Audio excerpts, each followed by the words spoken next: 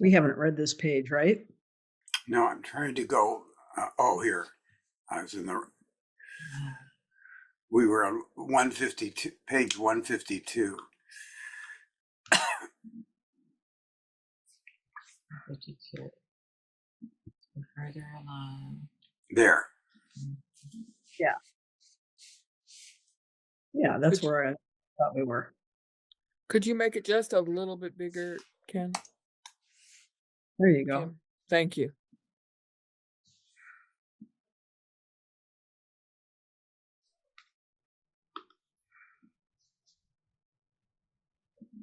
So we're at that first full paragraph then?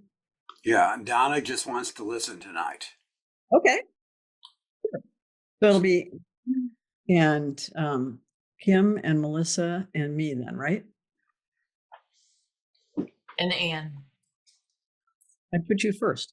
Oh, yeah. Right. I didn't hear it. A for Anne. A for Anne. Okay. So the first full paragraph, I wasn't supposed.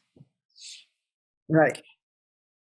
I wasn't supposed to be using my laptop, but I discovered that I could create images on the computer, print them on t-shirt transfer paper, and apply them to a panel. This technological innovation not only enabled me to work much faster, but also to include a lot more detail and many more GZOs per panel. So I was given permission to work this way. On the following pages, you can see some of the images I made there. Across the country, Buddhist Sanghas were making GZO panels and sending them to us. Even people in prison sent panels, along with moving letters about how much it meant to them to be able to contribute in this way. But still, we were far from our goal. It was March and the pilgrimages were leaving for Japan in August. I said to Hogan, "You need a website." He told me they had a website being developed, but it wasn't ready yet. I've heard that so many times. It's under development. Right. I've asked how long it had been under construction, and he said 2.5 years. I was shocked. Give me an afternoon and the password. I said, I've been teaching web design and information architecture for 10 years. In 2 days, the GZO project had an active website with a gallery of many of the panels that had been submitted, an itinerary, and a page to order panel kits online. So the president of our college said to me, "I think we need a website." And it was like Friday. And I said, "Oh, I can have one by Monday." So that was our first website. It's not that hard. It's not.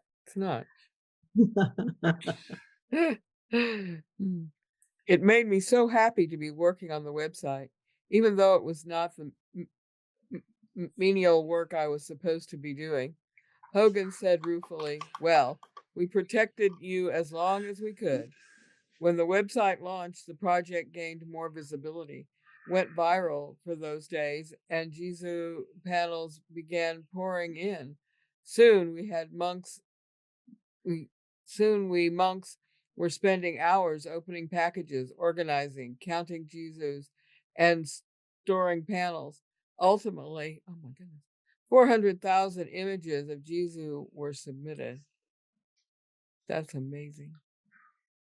No one from the United States had ever formally apologized to the Japanese people for the atomic bombing of Hiroshima and Nagasaki. I heard later that they were so touched by this pilgrimage. Do you want me to say something about these panels? Sure. Okay, so here are some examples of the GZO panels I designed at Great Vow. The panels included images of GZO together with a count of how many GZOs were represented. That's down at the bottom. The name and the age of the panel maker. Japanese were very interested in the age of the people who were making panels.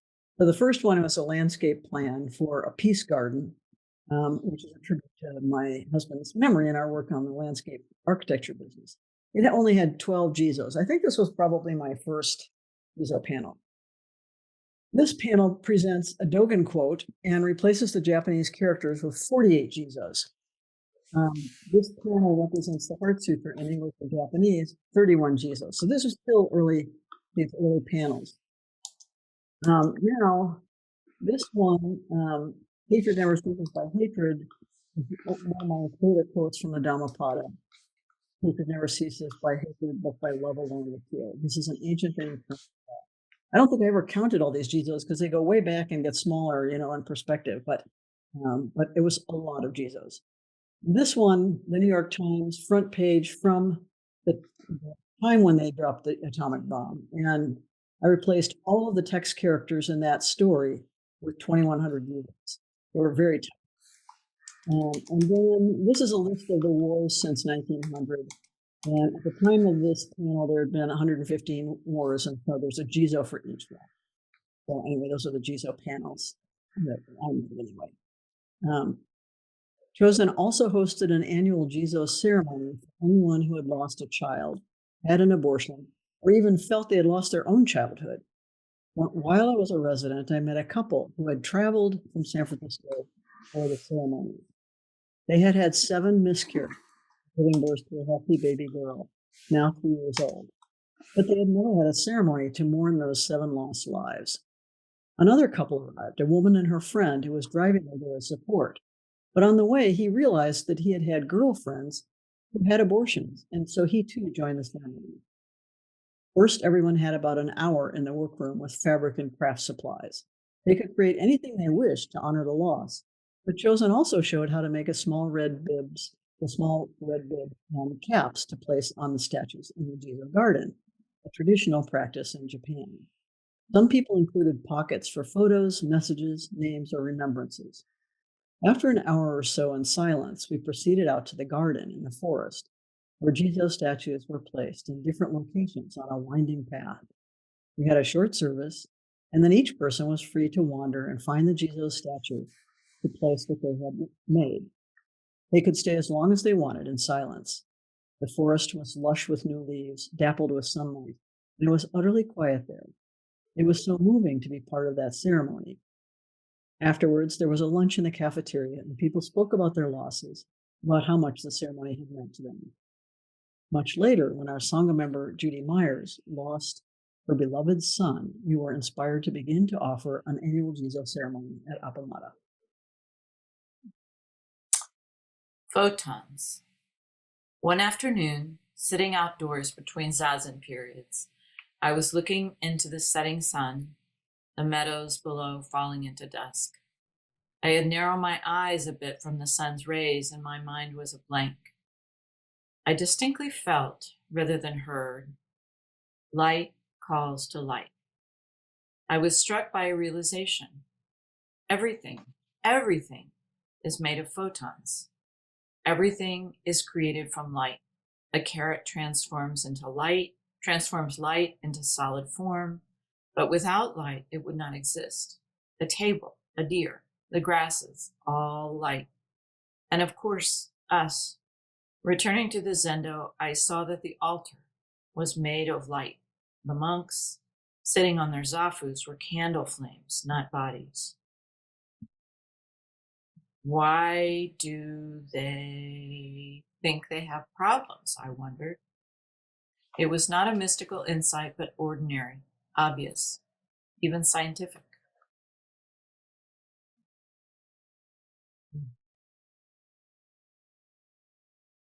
I guess I want to ask a question that's in my mind as I read about this work that you did with the Jesus, and that I read today.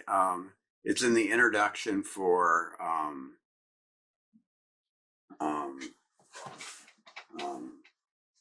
Cooking Your Life. Uh-huh. That Dogen's main focus was on zazen. Uh-huh. And but you read Dogen and he's talking about everything but. And how would I would be no, what I was thinking is I would be hard pressed to really connect the two, zazen and everything else. I mean, I can easily say that you become, oh, here's Malen. Oh, good. I can easily say Zazen opens you up so you can experience this other stuff, but I think there's something else. Anyway, not that you need to answer this, but it's a question in my mind is how to really think about it, how to talk about it other than the easy way that, well, you become receptive. No, I think it's that you're still seeing a separation. You're still seeing some kind of distinction between Zazen and everything else. And in the same way, you can say there's a distinction between washing dishes and vacuuming. Okay. Um, it, it, it's a sort of way to try and define things. So you're telling me not to. Well, you can do that, but you have to understand that it's provisional. It doesn't describe a fundamental reality. So we do that so that we can distinguish between time spent in the Zendo, for example, and time not spent in the Zendo or whatever. But that doesn't really convey the wholeness that is the fabric of a life. So we're just making an arbitrary distinction in order to do something, in order to say, something about when I'm away from the Zendo or when I'm not in meditation or something. And it has some purpose. So, for example, we would say we maintain silence in the Zendo. So we're making a distinction between in the Zendo and out of the Zendo, right?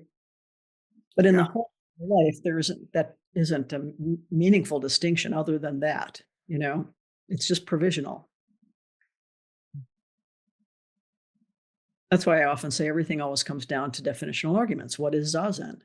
So if you did everything but Zazen, could you be doing Buddhist practice? Of course. Like if you just did the Jizos or just did cooking or... Yeah, I mean, there are schools of Buddhism that it's just chanting. They never do Zazen. So Zazen, the focus on Zazen is what distinguishes Zen from other schools of Buddhism. That's at the center of our practice. That's the non-negotiable. Everything else is negotiable. You might meet with teachers, you might not, but Zazen is fundamental. But that said, the understanding is that we call something Zazen, but you can wash dishes in that same awake awareness, right? Sure. So in the wholeness of a life, there isn't really a distinction. But I'm thinking that nobody thought as they're doing the Jizos that they're taking a break from their practice. Oh, no. Nobody in the monastery. I mean, in the monastery, everything is clearly practice. You're observing how you do everything. It's not just that you're doing the things. You're observing where's your resistance, where are your preferences, where's your clinging, where's your aversion, Like the whole first month or maybe 6 weeks that I was there, my morning soji work was cleaning toilets. Eventually you lose preferences. They just disappear.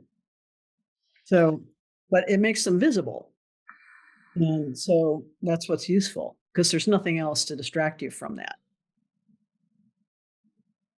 Thanks. Yeah. Keep working on this. I thought about my graduate mentor in cognitive science, Ed Hutchins, an accomplished pilot who told me clouds are not things. They are no different from the molecules of air around them. They're just wandering into a space where they have become visible. So it is with everything. Photons have wandered into a space where they become visible, seemingly solid and apparent features and attributes. And so it is with us too. But the funny thing about photons is you don't see them until they're bouncing off something. That's right. And I haven't figured that out. But the thing they're bouncing off of is made of photons also. So that's the challenge, right? We have a apparatus, an organ that makes certain kinds of distinctions. It's only able to make those kinds of distinctions, right? And we've added descriptors then, labels and definitions and names for things that are showing up in those wavelengths. Once you realize that those distinctions are both meaningful and arbitrary in a certain way, then you're kind of free. They aren't cemented to reality. However, they serve a use. Like a map. Exactly. Exactly like a map. Yeah. Okay. I think it's Mylène next. No, it's Melissa. It's somebody. Oh, it's Melissa. That's right. Yeah. Completely like losing myself. Just a little food for thought. When I was in 8th grade, we had this lovely nun as a teacher of science, and we had this poor child who kept asking her, what happens to the cloud when it rains?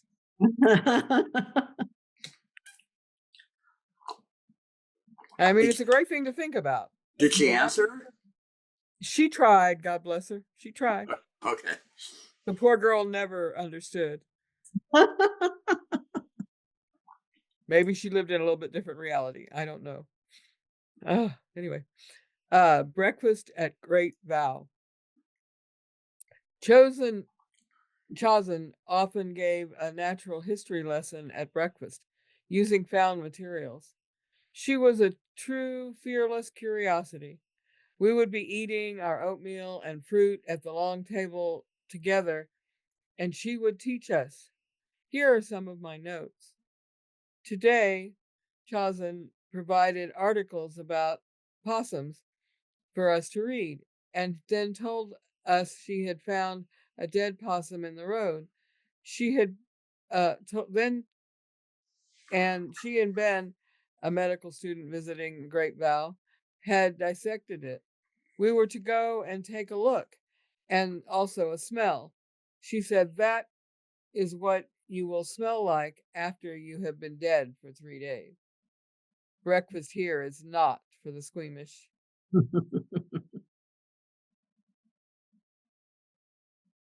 Now it's Mylène. One morning at breakfast, we had to examine a large garden slug. Chosen passed it around with magnifying glass so we could look closely at it, and she said, "What question would you like to ask about this creature?" The next day, she answered our questions with a lesson about slugs, their feeding life cycle, and mating habits, which turned out to be rather titillating to the young monks. Another morning, we looked at a Western tanager that one of the monks had found dead in the forest, passed around on a plate. It was a beautifully colored male with a bright orange head, yellow breast, and black back. Later, Chosen put his head under the microscope, and we could see the bright orange feather tufts around his eyes. He set up the second microscope with a feather so we could see the detail. Days later, I wrote, Chosen handed around the dead jellyfish a second time to show us how much it had decomposed. She asked how many people were aversive to the smell of it, about half. She said the aversion is primal and probably served the evolutionary process of keeping us from proteins that had gone bad. But our sense of smell is very poor, she said. Meanwhile, on the microscope in the middle of the cafeteria, she has kept the tanager, which is also decomposing. I haven't looked at it since the first day. I do not share her fascination with decaying things. I know this is an unfortunate lack of curiosity on my part, and I envy her for her ability to be fascinated with all things.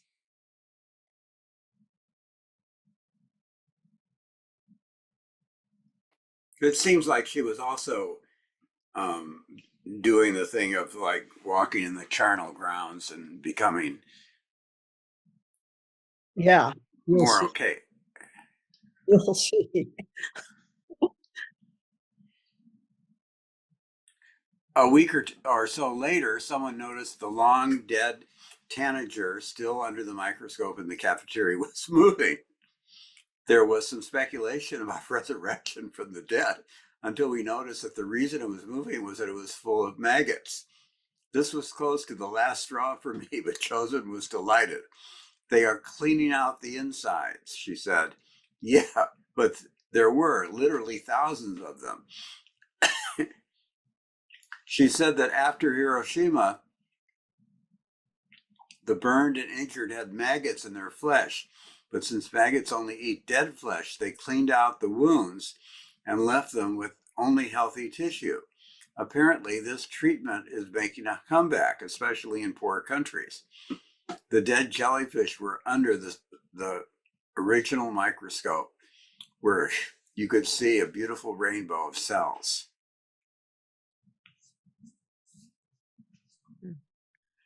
I gazed bleakly at this tableau. Was the head of housekeeping. Maybe I'll get better at this, I thought weakly. The great way isn't difficult for those who are unattached to their preferences. Let's go, let go of longing and aversion, and everything will be perfectly clear. When you cling to a hair's breadth of distinction, heaven and earth are set apart. If you want to realize the truth, don't be for or against. Hinsen Ming. Shin, yeah, it's Hinshin, thank you.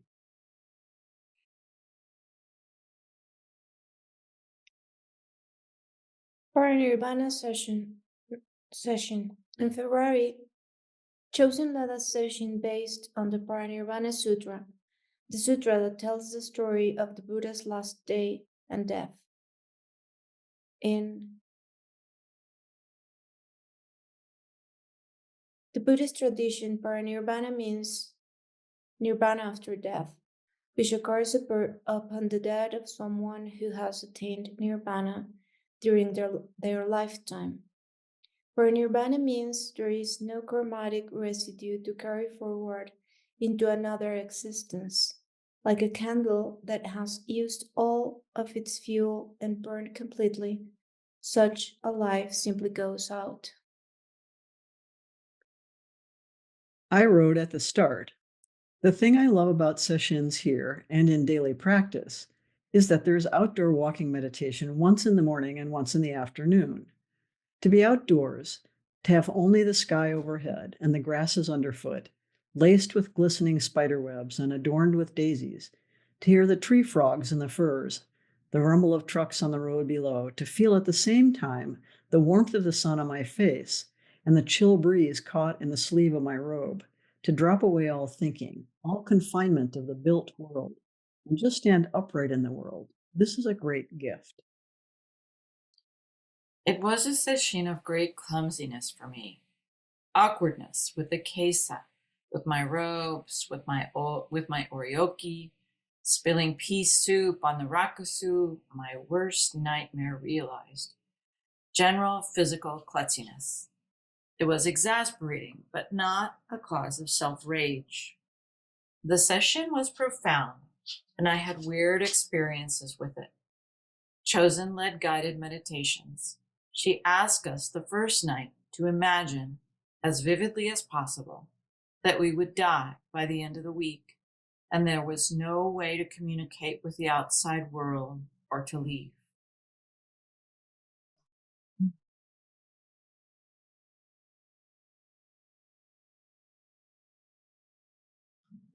I began to be concerned knowing how suggestible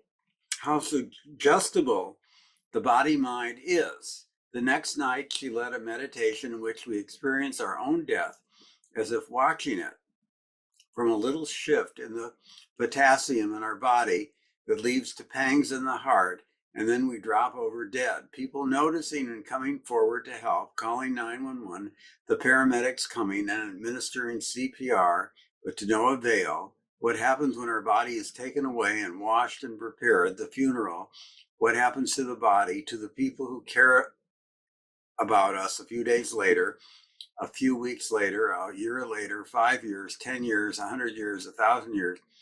I actually felt pains in my heart. And right at that point, I became very worried and set up a shield, visualizing my body surrounded by light and light of health pouring through my body. I rested in that safe place which I thought of as composed of the vast, spacious mind of Joko,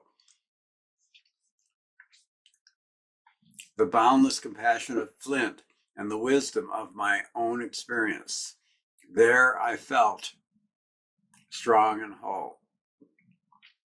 You might want to go back and read this little part of the Appamada Sutra. Ananda. Oh, you can read, Melissa. That's fine. No, you can read. I just wasn't sure where we were. Ananda, the Tathagata, has no such idea as that it is he who should lead the community of bhikkhus, or that the community depends upon him. So what instructions should he have to give respecting the community of bhikkhus? Now I am frail, Ananda, old, aged, far gone in years. This is my 80th year and my life is spent. Even as an old cart, Ananda, is held together with much difficulty, so the body of the Tathagata is kept going only with supports. It is, Ananda, only when the Tathagata, disregarding external objects, with the cessation of certain feelings, attains to and abides in the signless concentration of mind that his body is more comfortable. Therefore, Ananda, be islands upon yourself, refuges upon yourselves, seeking no external refuge, with the Dharma as your island, the Dharma as your refuge, seeking no other refuge. The Buddha, Parinirvana Sutra, Part 2. Oops.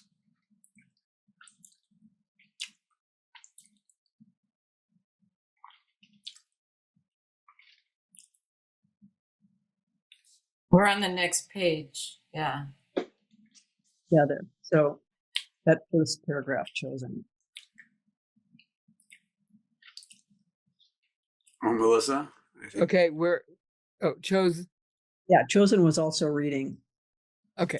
Chosen was also reading out loud every day from a book of graphic first-person accounts of survivors of the atomic bombing of Hiroshima and Nagasaki, which utterly broke me. I was born 3 years after that, in its dreadful shadow. In school, we were drilled over and over in what to do in the event of an atomic bomb, and terrified by the invisible poison of radiation and dark foreboding of the Cold War. In school library, I read the horror stories of the bomb's damage and spent most of my childhood in abject fear of such powerful, destructive energy and the ominous tales of history I could not control. Just a second, I just want to look at the dates again. Oops. Do that.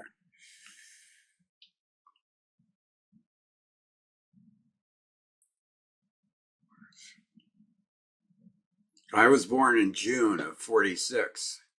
So I'm sure it was a connection between, the end of the war, my parents. Oh, yeah. Yeah. Absolutely.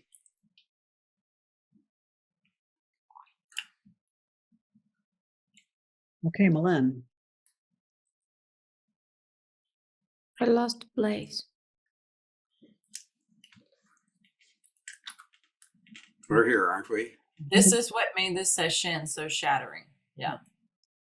Let's say the middle of the page, Malen. Thank you. This is what made the session so shattering. Between these graphic accounts and the Parinirvana Sutra, I spent most of that session crushed and weeping.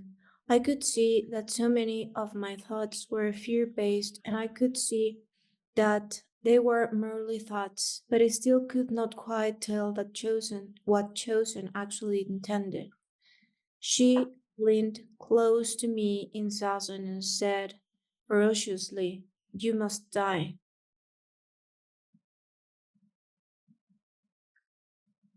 I will stop there.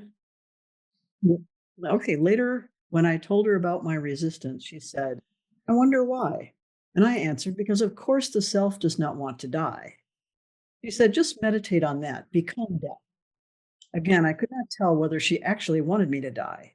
I had then a little adventure in very apprehensive thoughts about the monastery, her intentions, whether they were keeping these kids filled up with sugar and carbohydrates and working them all day to keep them underpowered, whether I represent a threat to her.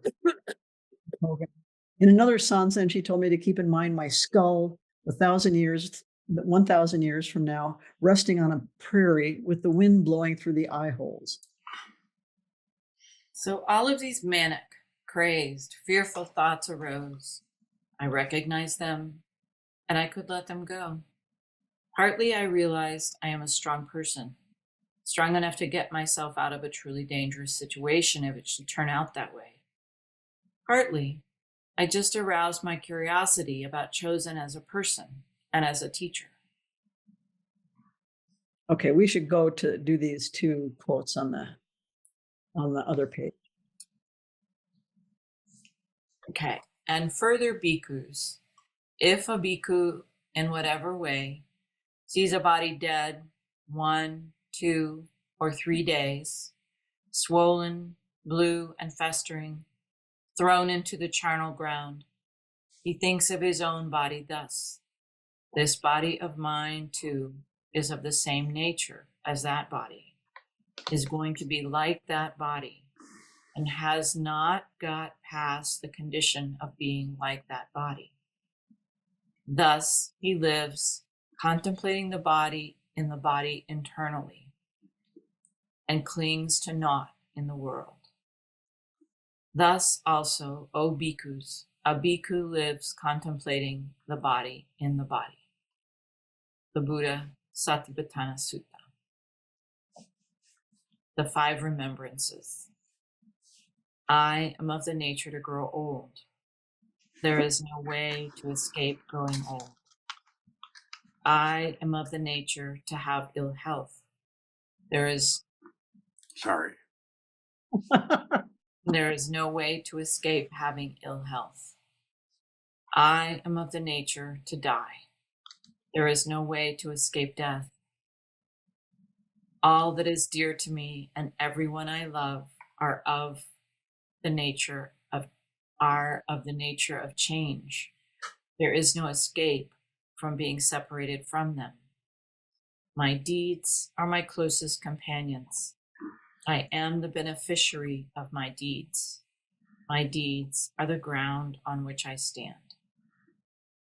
So we chanted that every night in evening service. That was during session or every day? Every day. Oh, that's great.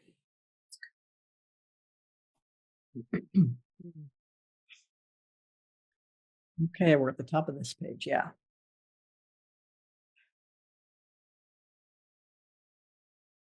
I'm just wondering, kind of out loud, whether for some readers there has to be some explanation of how this fits into the practice. What do you mean? Well, how fundamental this is to the practice, I guess. How fundamental the session is, or the no, facing death. Oh, well, I'm just trying to imagine how someone reading this would take it all. Like, is this a particular thing that she did that no other teacher would do, or is this, knowing that the Buddha did the same thing? Parts of it are completely traditional, and parts of it, the whole part about Hiroshima, that was hers. Yes. And she did that partly because she was preparing the monks for the pilgrimage to Japan and for the work that we were doing with the Jizo panels, but partly just because it fit in with the whole understanding. I mean, she does a parinirvana session every year, so at the same time. So he's shaped it. Right. Okay. Part of what I'm trying to show us the way that this is for me is a good example of how you weld a contemporary sensibility with a traditional, very traditional teaching. So the Buddha's original teaching on contemplation of death and dying. Yeah, I think it's pretty wizard that she used the slug and the tanager and the jellyfish and the possum. I mean, that's great in my opinion. Yeah, it's all of a piece. Yeah. She would often have the skeleton of a small mammal that someone found in the forest on the altar, for example, or a dead beetle, or like it was ever present. And we were living in the middle of a forest where that cycle of life and death was right in front of our faces all the time. Yeah, and if you're doing the 5 remembrances every night. Every night. Yeah. Yeah. So it was powerful, really, really powerful to be immersed in that environment that way. And so that's sort of what I wanted to convey to readers is how impactful it is. Anyway, I'm hoping that's apparent anyway.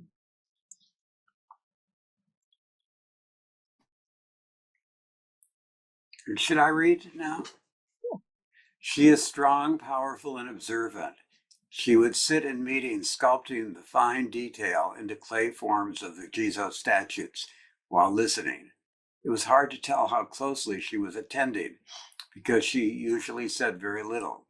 Hogan tended to conduct the meeting, and then she would occasionally speak up, generally in a way that supported what he had said, but sometimes giving a different but complementary perspective. It struck me that they are very well matched, very deeply connected. I really like to see that after all those years of marriage.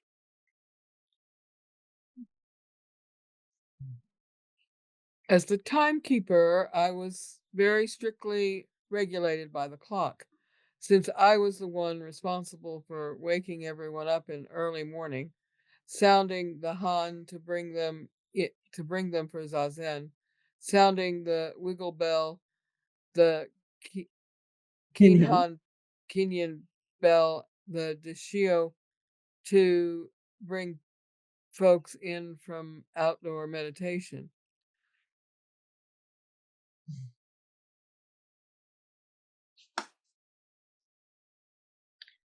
But I was also aware of a deeper sense of time that was not measured by the clock, time that governs my very existence, at every scale, from the beat of my heart, the breath filling my lungs and body, to the arc of the day. The deep dark quiet of 3:30 a.m. when I arose and silently went to the Jizo altar for the wake-up bell, the chill of the morning with frost on the hillside, the slow warming of the day as the sun rose, the exhilaration of the midday run into the sun, the golden afternoon standing in the sun for outdoor meditation, the lavender twilling edge with the black tops of the fire teats at the dinner, the evening with its soft, clear air, nightfall, and the full moon. On a large scale, the turning of the season from winter to spring, marked by the longer days and the sound of frogs, the tiny daisies blooming in the grass, the glistening spider webs, coyote pups jipping at night.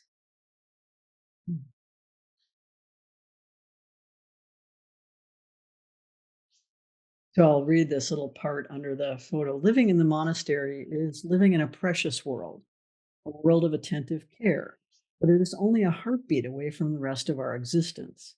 It allows us time to pause and reflect, stepping back from the bustle and striving of what passes for normal in our everyday lives. It is a great gift if one can manage to spend a bit of time in this way. So all thoughts drop away, and I can feel another time scale, the arc of a life, where I am poised somewhere between midday and evening on a trajectory that I cannot control, a living clock, embodied here and now. And then I went out even further and let my awareness expand to a much larger time scale, generations, hundreds of years, eons. For some reason, this felt reassuring. My place in the vast reach of time, so brief, but completely present in this moment. I had mentioned to Hogan my sense, prompted by Bill Bryson's book, that for 15 billion years, things have had to go perfectly just in order for me to be alive right now.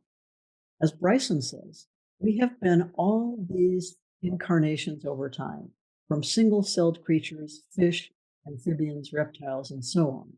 If a single reptile in that chain had died before laying her eggs, for example, I or you would not exist.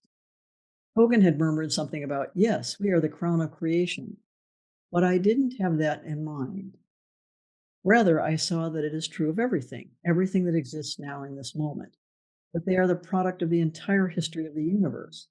So we are surrounded by sentient beings, objects, the built and natural environment, all of which represent the culmination and perfect realization of all that has evolved over this enormous span of time. There's no special place for me or us, just the manifestation of this perfection. How can I express this better? I wondered. Hospitality. At Great Vow, we had a full 1 week session every month, plus typically one shorter session for beginners or another kind of retreat, like a weekend retreat for social activists. I set 9 sessions in the 6 months I was there. At a retreat for activists, Hogan asked participants to think of a well-known person they disliked. After a while, he asked them to name who they had thought of, and overwhelmingly, nearly every person said George Bush. He pushed over a rolling whiteboard and put a vertical line down the middle of it. He asked people to list the qualities that they disliked about George Bush. They were happy to list them: narrow-minded, rigid, stubborn, unwilling to listen to others' point of view, and so on. Hogan listed each one on the left side of the whiteboard. When they were finished, he moved to the right side of the whiteboard. Now, think about how a Bush supporter would describe this same quality in some positive way. Everyone looked baffled and fell silent. "It's impossible," someone finally said. "So you have to ask yourself." Hogan said, "Who is it that is really narrow-minded, rigid, stubborn, unwilling to listen to others' points of view?" For example. We cleaned the guest dorms, placed flower arrangements, made up beds, made guests feel welcome, and tried to be good ambassadors for the Dharma. We cleaned again after they had left. Certain aspects of the monastery are like running a hotel, but kinder. We were in the hospitality business. One of our visiting residents, Hoban, was older and he had worked for years on German cruise ships. He had been trained for 6 months once in how to properly light a woman's cigarette. He taught us about hospitality in detail, how to fold towels and stack them precisely, how to make a bed, how to make guests feel welcome and special. It was a revelation for most of the young residents.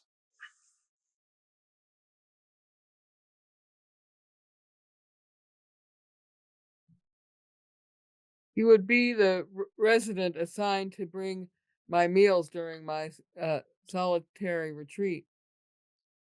A solitary retreat. I was given the opportunity to do a 10-day solitary retreat in the tiny hermitage that had been built in the woods. There was just room for a bed, my meditation cushions, a chair, and a desk.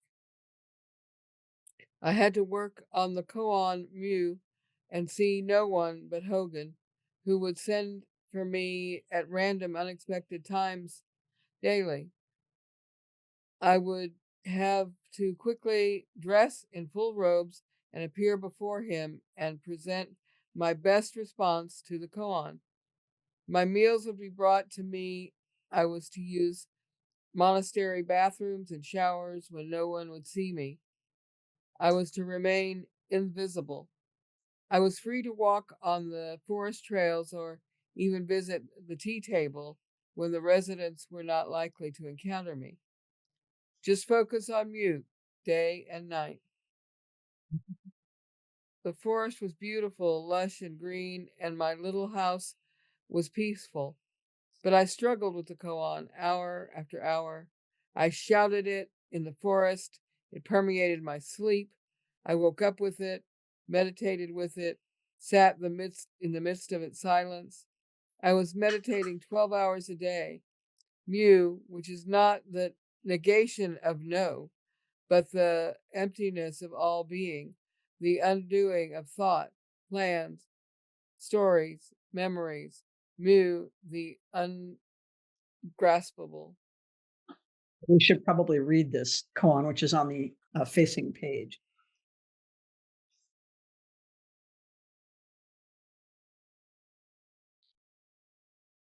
Jushu's dog, the case. A monk asked Joshi, Joshu in all earnestness, does the dog have a Buddha nature or not? Joshu said, Mu, Mumon's commentary. For, for the practice of Zen, you must pass the barriers set up by the ancient patriarchs of Zen. To attain to marvelous enlightenment, you must completely extinguish all thoughts of the ordinary mind. If you have not passed in the barrier and have not extinguished all thoughts, you are a phantom haunting the woods and trees. Now, just tell me, what is the barrier set up by the patriarchs? Merely this mu, the one barrier for our sect. So it has come to be called the gateless barrier of the Zen sect. Those who have passed the barrier are able not only to see Joshu face to face, but also to walk hand in hand with the whole descending line of patriarchs, can be eyebrow to eyebrow with them. You will see with the same eye that they see.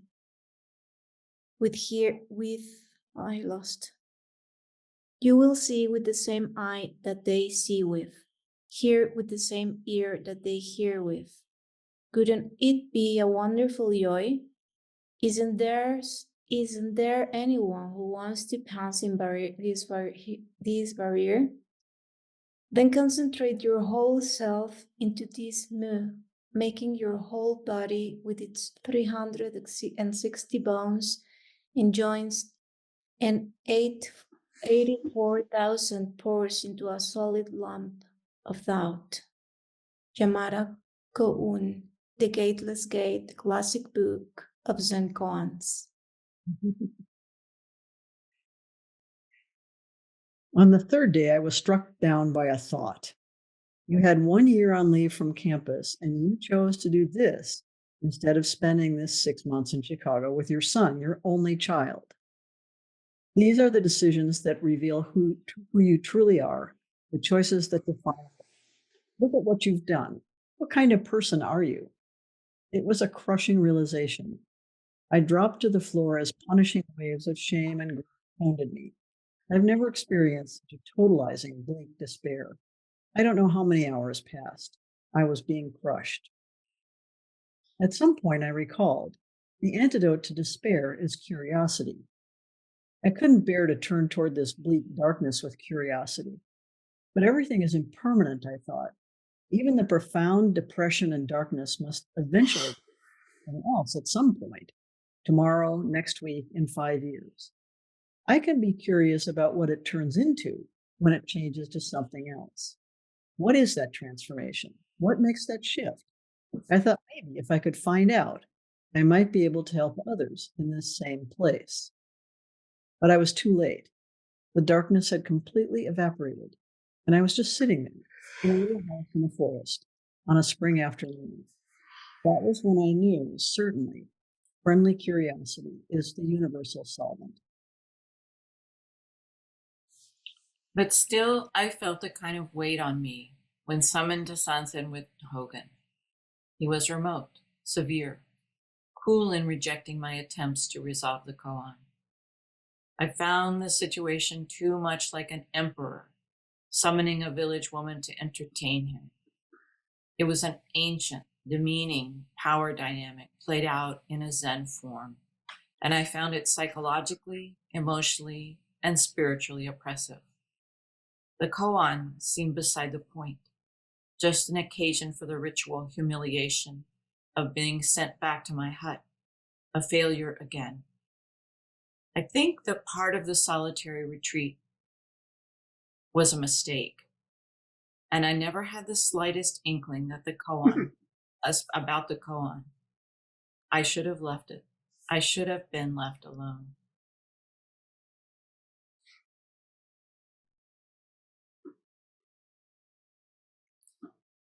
The koan provided a distraction from the profound solitude and intimacy with the wonder of the natural world I was immersed in. Forest, fern, flower, frog, the moods of the sky and light, the shimmering blue horizon and the lush green meadows below, dotted with black cows. It robbed me of contentment, calm abiding in the present moment, and burdened me with the needless, relentless task and its crushing failures. And then I had learned to make these images like the flowers above using the monastery scanner. Scanner art is really cool. Mhm. Ironically, shortly after I returned to Austin in July, I would attend a Rinzai Rinzai.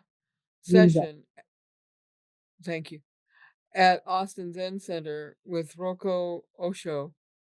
I was going back and forth between my house and the AZC and the AZC. In Doshan on Sunday, the very first day, she gave me the practice of the koan mu. I couldn't believe it. I walked out the door in fury, done with this session, done with Roko Osho, done with Zen. She was not even my teacher, I fumed. It's finished, I thought. I'm completely done with all of this. As I drove back to my house for our Sunday morning program, in the car, I was transported to a wasteland, sitting on a barren ground, surrounded by radioactive ash, not a living thing in sight, and a mouthful of ashes. It was beyond desolate. I was nearly home when a thought leaped into my head. Who are the stories in your head being told to? Find out about that one. I started laughing. It was like being woken from a dream. Returning to our Sangha, I realized it was an exquisitely beautiful spring day, trees leafing out, brilliant bursts of color from flower beds, and sunlight pouring down from a cloudless sky. Later, returning to the session, I was so ashamed to tell Rocco I was a completely failure at Mu and explaining to her what had happened. Oh no, she replied, laughing. That was Mu. Should we stop here? It's 8:00. Oh, yeah. So, what page are we on? 172. 172. Okay. I'll write it down for the 20th. Oh, it's so satisfying to hear it read by someone besides me.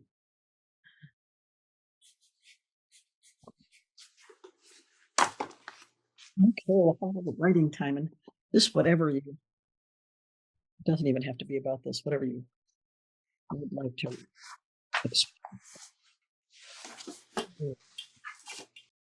Okay.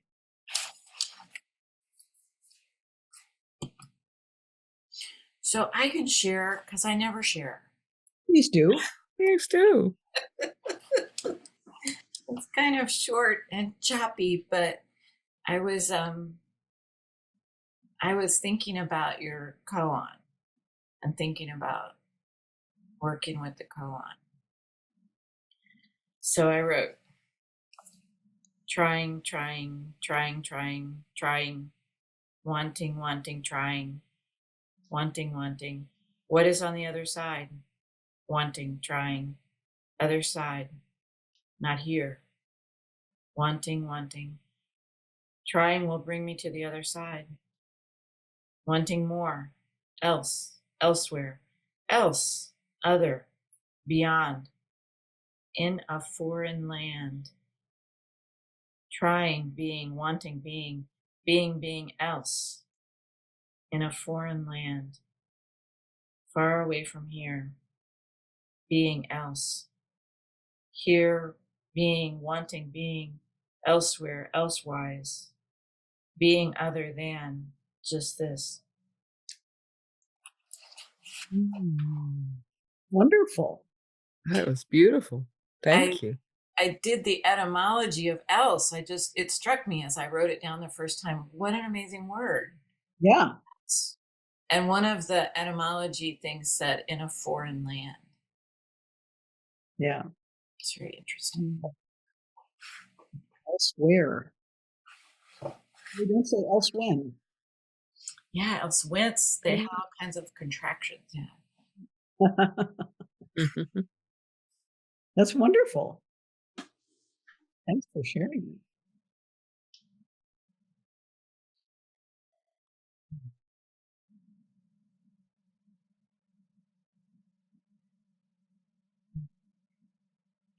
I can share.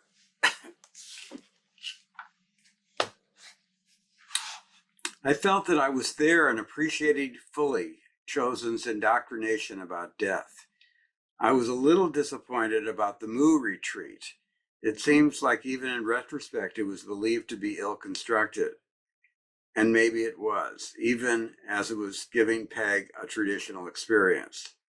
I suspect whatever the koan was, it would have been a similar experience.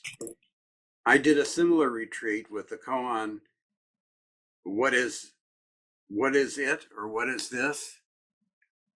With the same woman that you did, at AZC, and had that experience of one failure after another. I'm just thankful I had the experience, though it was a surprise how direct the teacher was in dismissing me. Direct and quick. He once told us, you can tell when their hand is on the door. Yeah, I've heard you say that. I believe her too. Yeah, that's great. Yeah, that's great.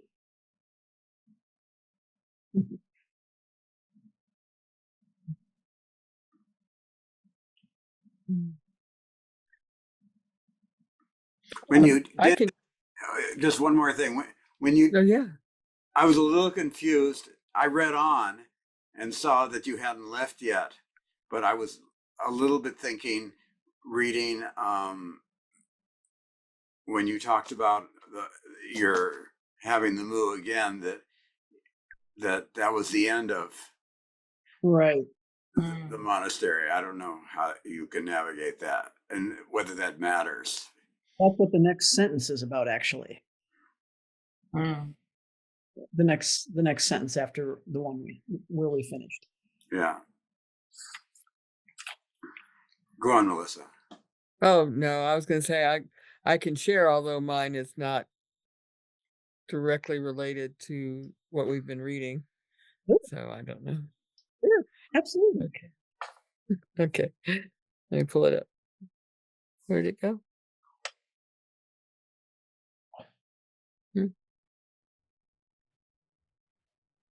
Well, I can share if I can find it. Oh, you have to find it. That's so funny. Oh, there. Okay. Wrong You got letter. That's always my problem. Okay.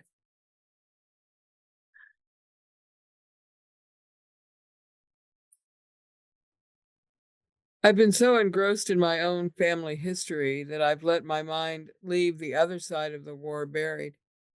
As I learn more and more about the fate of my Jewish ancestors, I have come to know them as people with daily lives not all that different from my own. The bombing of Pearl Harbor set my father on a path. He was at the very beginning of his career, the very first day of his solo experience as a newsman at a radio station. It was Sunday, after all. What could possibly happen? He found himself in Japan during the Reconstruction. He talked himself out of being a cook's helper peeling potatoes and into a job with Stars and Stripes. He never really talked about being there, except to say that while he found the culture interesting, he never wanted to see a fish head filled with rice again. I wish I had the stories he wrote for Stars and Stripes. It would be an interesting perspective. My mom had several friends who were Japanese. They came after the war. One lovely lady named Roku, I think, taught us the wonderful art of Japanese flower arranging. So simple in form, so difficult to master. Another of my mom's friends would have us over to dinner with her family, where we learned to sit on the floor to eat at a low table. I loved being there.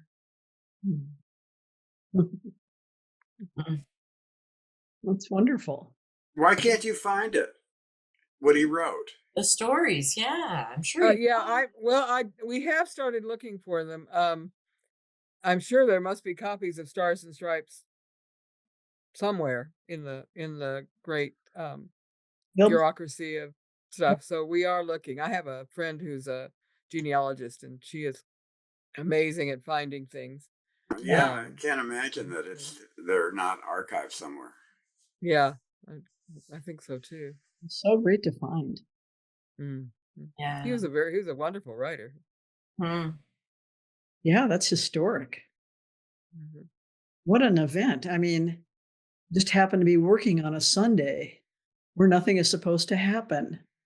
Yeah, and that was the reason he was left alone because, here he was, this teenage kid. Well, I mean, he was probably 19 or something, but this teenager, and just so excited. He told us he was so excited about finally getting on the air, not having anybody around him, and then the infamous that what happens. He said is that the teletype machine, which is what sent the news over the wire over to the everybody, it stopped, and that never happens unless there's some disaster. And so he thought, oh, it probably just came unplugged or something.